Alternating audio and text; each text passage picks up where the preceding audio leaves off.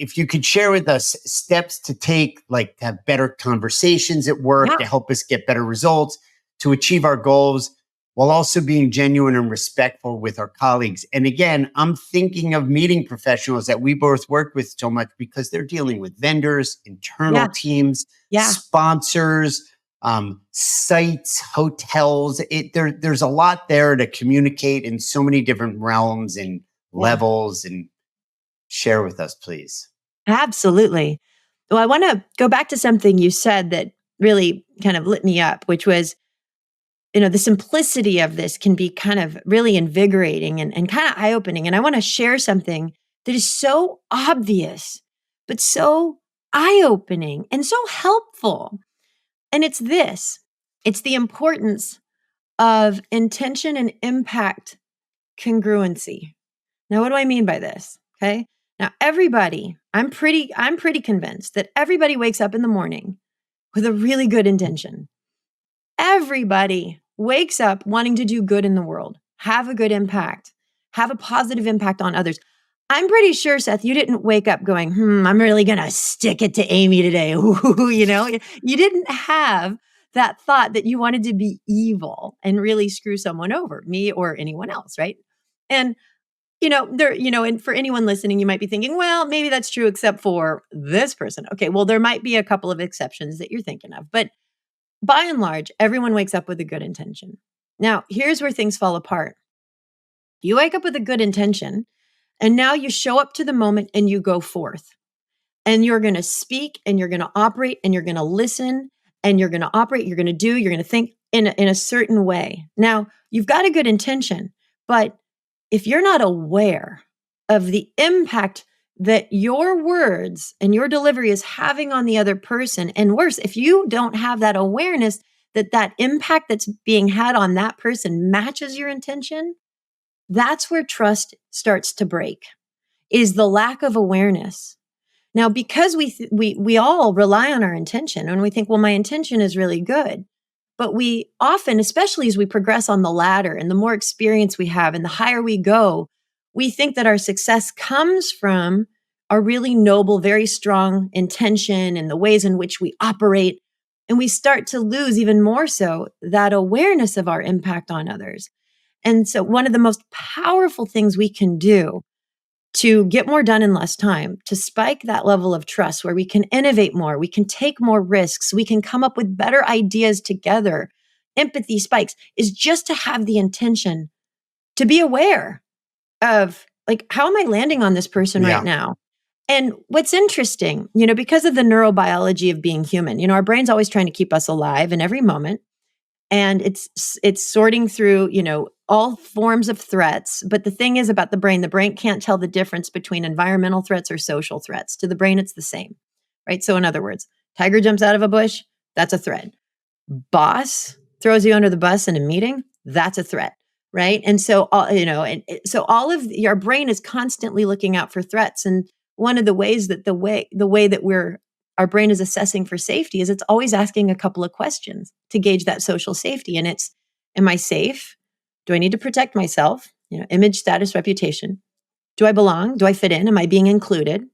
And the third question is, am I being seen? So if we have this awareness that in each person that we're interacting with, their brain is kind of toggling through those questions, and I choose to be aware of my impact, that is going to absolutely influence how I'm showing up in the moment, how my facial expressions are emerging in that moment, how I'm listening. And that's going to be, it's either going to tell that person's brain to open up and trust, and now I can think more and be more creative, or it's going to close that other person's brain down. But if we're aware of our impact, that signals safety, which makes a lot more possible. And it sounds simple, but for a lot of folks, that's like, wow, that's kind of eye-opening. It seems obvious. Yeah. I mean, it strikes me as almost counterintuitive that the measure by which a person may advance or gather more responsibility or more prestige or whatever it is, a role where you have more people under you or more responsibility, what I'm hearing is that there's a diminished sense of that awareness of that impact. And my question then is, okay, be aware, right? And it takes work. It takes mental effort. It takes a certain, maybe this isn't the right word, emotional intelligence, reading the Yeah. room, awareness. But I think the biggest, I'm a little bit of I'm in the middle of the class as far as grades went. I just look at the results. Yeah. And if there's a disconnect, the intent is not matched up with the impact. That's If it. you're getting barking, I call it barking back, right? It's Yeah. not, there's no congruency. I think of, you know, going back to the rejection. I recently I put a lot of energy into with a potential client and didn't win the business. And I felt myself, having this reaction. And then I remembered my rules. Nobody owes me anything. I did my level best. And I Mhm. feel like my intention then began to align commensurately with the impact on me at the very Mhm. least. I'm not Yeah. the kind to spew out a venomous email or anything, but I felt the chemistry coming. It's no Sure. different either at work. And I think of my children, you're talking about facial expressions, Yeah. and I'm really trying to govern my body language. And Mhm. I think overall, I think I do a good job. But in the areas where it needs more work is probably the areas where I need to do the best job Yeah. and most critical. I'm doing good on the low hanging fruit, but Mhm.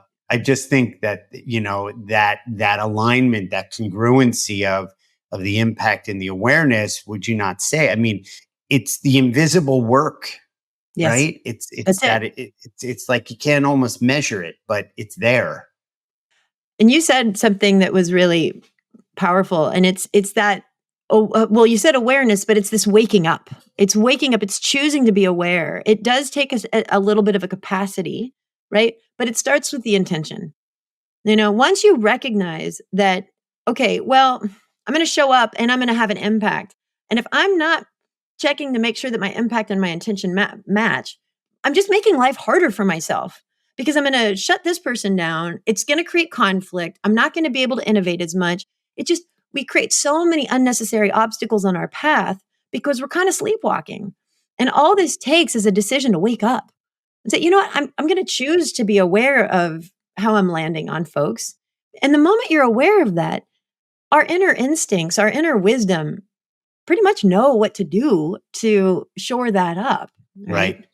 And And and then, here's the cool part. When yeah, you start doing it, because the results are so tremendous, it tells your brain, wow, that was totally worth it.